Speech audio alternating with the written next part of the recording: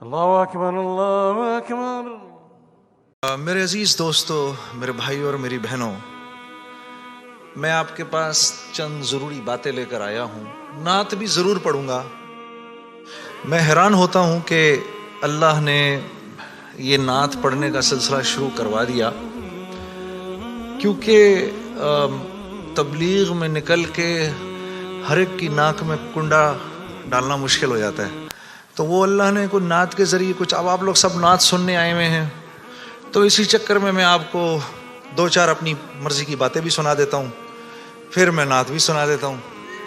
تو سب سے ضروری بات وہ یہ کہ جو سمجھنے کی ہے وہ یہ کہ ہم اس دنیا میں کیوں آئے ہیں۔ یہ سب سے امپورٹنٹ بات ہے۔ ہم اس دنیا کے اندر آئے ہیں ایک شاندار آخرت بنانے کے لیے۔ ہم اس دنیا میں کیوں آئے ہیں؟ ایک شاندار آخرت بنانے کے لیے۔ جو اس نیت سے دنیا میں زندگی گزارتا ہے، اللہ رب العزت دنیا اس کی خود بناتے ہیں۔ انسان اپنی محنت سے اپنی دنیا نہیں بنا سکتا۔ انسان اپنی محنت سے اپنی دنیا نہیں بنا سکتا۔ وہ اپنے آپ کو نہیں بنا سکتا تو باقی دنیا کیا بنائے گا؟ ٹھیک ہے، میں چاہوں کہ میری جوانی کبھی بڑھاپے کی طرف نہ جائے، یہ ہو نہیں سکتا۔ میرا اپنے اوپر تو زور چلتا نہیں ہے، نہ میں اپنی مرضی سے آیا، نہ اپنی مرضی سے رہ رہا ہوں، اور نہ اپنی مرضی سے دنیا سے جاؤں گا۔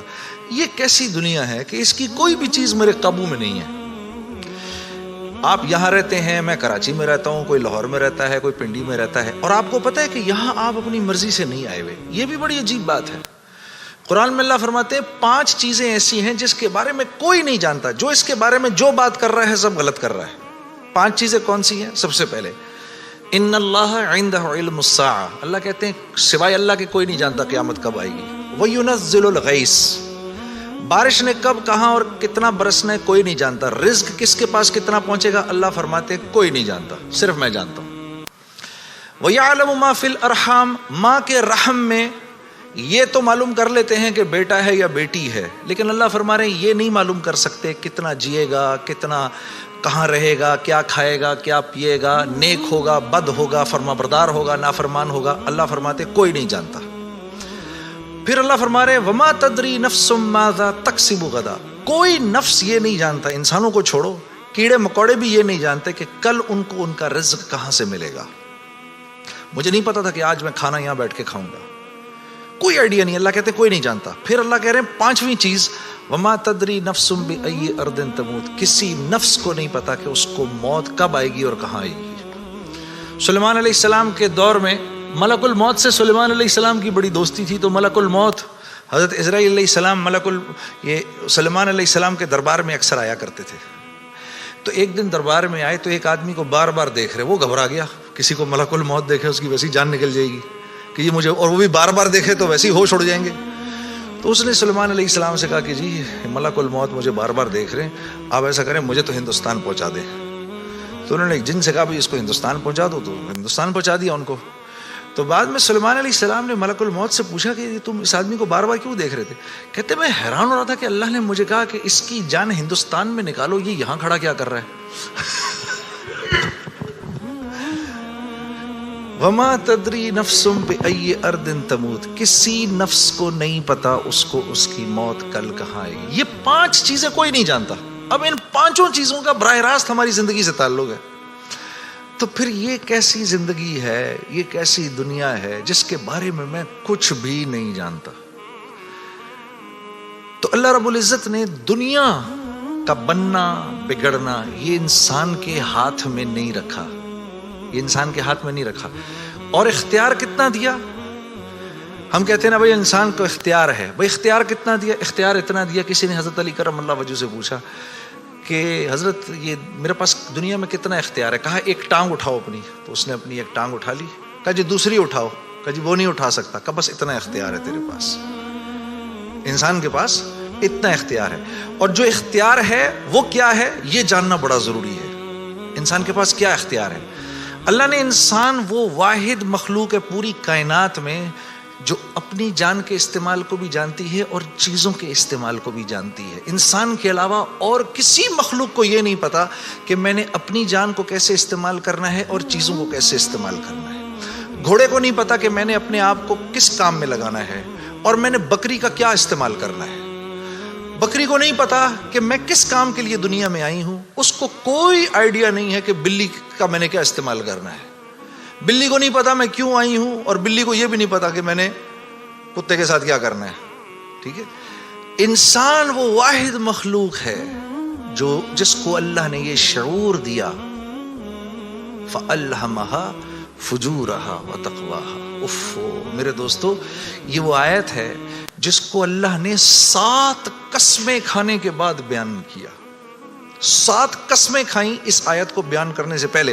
جیسے میں کہوں میری بہن, اللہ کی قسم, رسول کی قسم, قرآن کی قسم, تیرے باپ کی قسم, تیری ماں کی قسم, 6 قسمیں تو یہ کھائیں. پھر آخر میں فرمایا وَنَفْسٍ وَمَا سَوَّاهَا. اچھا چل کسی کی قسم نہیں مانتا تو میرے بندے مجھے تیری جان کی قسم, فَأَلْهَمَهَا فُجُورَهَا وَتَقْوَاهَا. کل قیامت کے دن آ کے مجھے نہیں کہنا یا اللہ مجھے نہیں پتا تھا سیاہ کیا ہے اور سفید کیا ہے. مجھے نہیں کہنا کل یہ قیامت کے دن, کیونکہ فَأَلْهَمَهَا الہام کیا ہے, میں نے تجھے الہام کیا ہے. اچھائی اور برائی کا فرق میں نے تیرے اندر ڈالا ہے اور یہ ڈال کے تجھے دنیا میں بھیج دیا ہے. جیسے کوئی بھی معاشرہ ہو اس میں سچ اچھا سمجھا جاتا ہے, جھوٹ برا سمجھا جاتا ہے, چاہے وہ مسلمانوں کا معاشرہ ہو چاہے غیر مسلموں کا ہو. بےایمانی ہر معاشرے میں بری سمجھی جاتی ہے, ایمانداری ہر معاشرے میں پسند کی جاتی ہے. راست بازی, سچائی, بینگ اپ رائٹ, یہ ہر معاشرے میں پسند کیا جاتا ہے, اور ظلم ہر معاشرے میں برا سمجھا جاتا ہے. جسٹس ہر معاشرے میں اچھا سمجھا جاتا ہے, قتل ہر معاشرے میں برا سمجھا جاتا ہے. تو اللہ پاک فرما رہے یہ چیزیں دے کے میں نے تمہیں دنیا میں بھیجا ہے, میں نے تمہیں تمہاری جان کا استعمال بتا دیا, چیزوں کا استعمال بھی سکھا دیا. تو یا اللہ میں نے جان کا کیا استعمال کرنا ہے, میں نے جان کا کیا استعمال کرنا ہے. تو اللہ پاک فرما رہے قد افلح من زکاہا, تو نے اپنی جان کا تزکیہ کرنا ہے تو تو کامیاب ہو جائے گا. وَقَدْ خَابَ مَنْ دَسَّاهَا, اور اگر اپنے نفس کو تو نے کھلا چھوڑ دیا تو برباد ہو جائے گا. اب ان 2 باتوں پر علماء نے تفسیروں کی تفسیریں لکھ دی ہیں. اب نفس کا تزکیہ کیا ہے؟ نفس کو ہر اس چیز سے روکنا جس کو اللہ نے منع کیا ہے, یہ نفس کا تزکیہ ہے. سامنے نامیرا عورت ہے, اب نہیں دیکھ سکتے اس کو. ہاں, وہ سامنے سے آئی, نظریں جھکا لی. اب نظریں جھکا لی, اسی لمحے پچھلے سارے گناہ معاف ہو جاتے ہیں, اور اللہ ایمان کی وہ حلاوت دیتے ہیں جو آپ نماز میں محسوس کریں گے. پھر آپ نہیں کہیں گے کہ جی میں نماز پڑھتا ہوں میرا تو دھیان ادھر نکل جاتا ہے. پھر آپ نہیں کہیں گے. کان کو ہر وہ چیز سننے سے روکنا جس کو اللہ نے منع کیا, ہر اس چیز کو سننا جس کا حکم دیا. ہاتھ کو ہر اس جگہ استعمال کرنا جس کا حکم, ہر اس چیز سے روکنا جس سے منع کیا.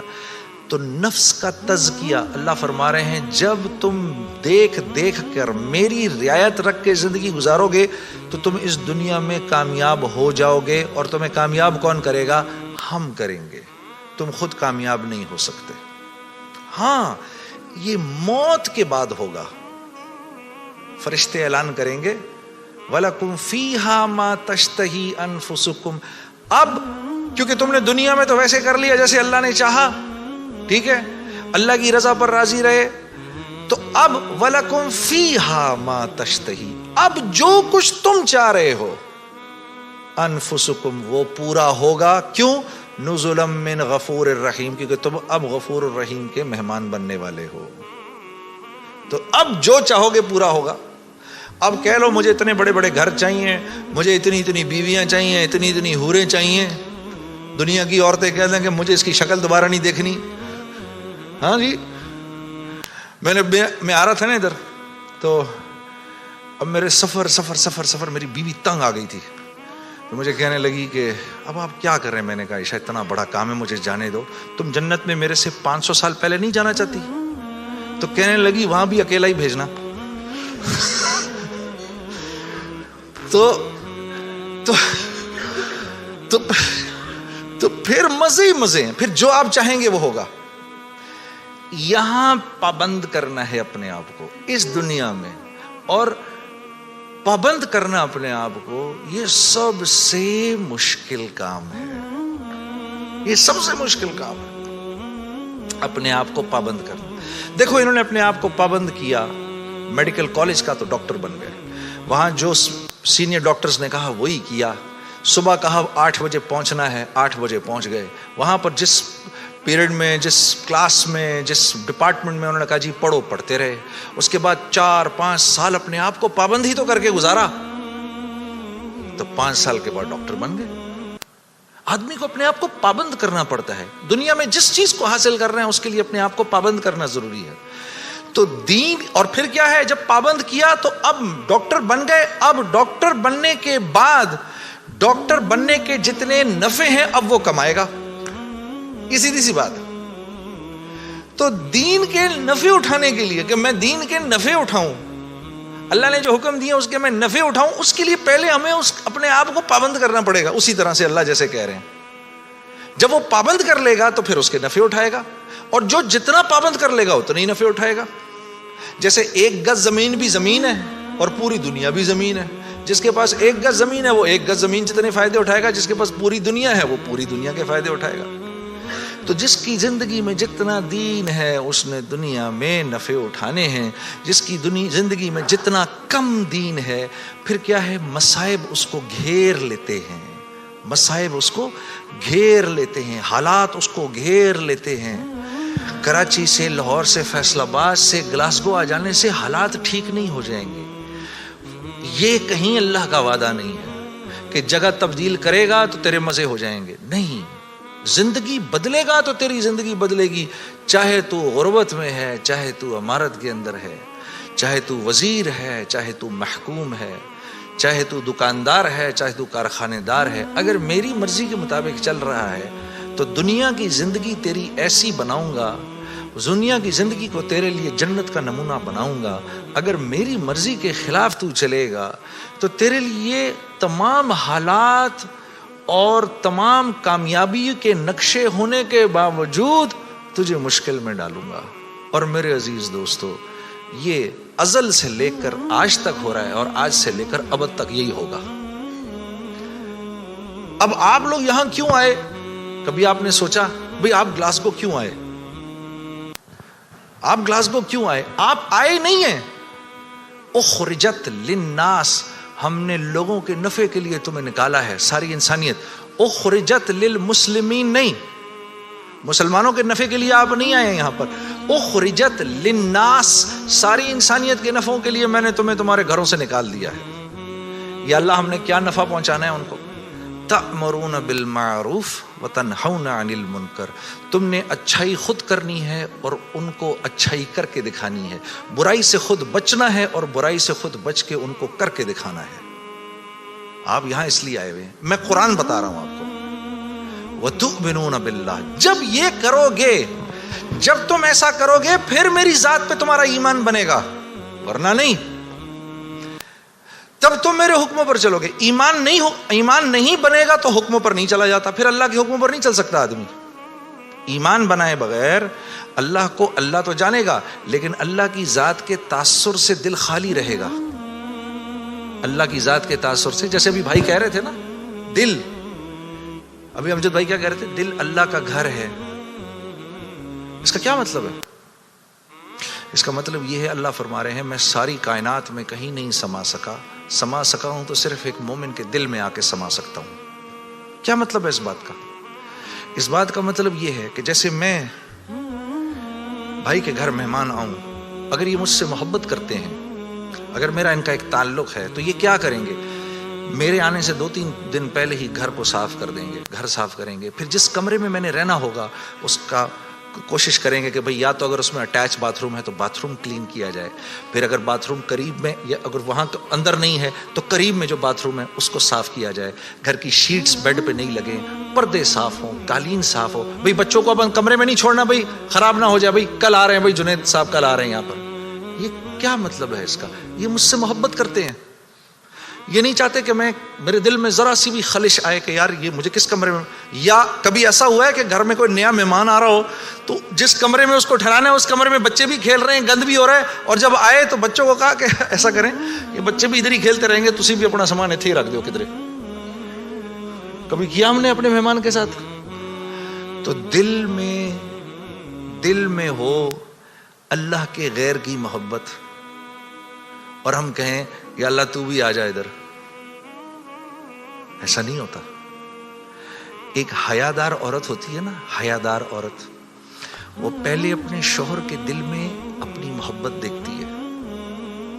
وہ پہلے اپنے شوہر کے دل میں اپنی محبت دیکھتی ہے دور سے رہ کر. جب اس کو نظر آ جاتا ہے کہ اس کے دل میں میری محبت ہے, پھر قریب آ کے اپنے شوہر کے سینے سے لگتی ہے. لیکن ایک بے باک عورت تو یہ بھی نہیں دیکھتی کہ یہ شوہر ہے یا کون ہے, ڈائریکٹ چھلانگ مارتی ہے. تو اللہ رب العزت اور نیکی, مثال دے رہا ہوں میں, مثال کے طور پر ایک حیادار عورت کی طرح ہوتے ہیں. وہ پہلے آپ کے دل میں اپنی جگہ دیکھے گا, اللہ پہلے آپ کے دل میں اپنی جگہ دیکھتے ہیں. لیکن اگر اس کے اندر اللہ کے غیر کا تعفن ہے, اسی لیے تو پھر نماز میں دل نہیں لگتا.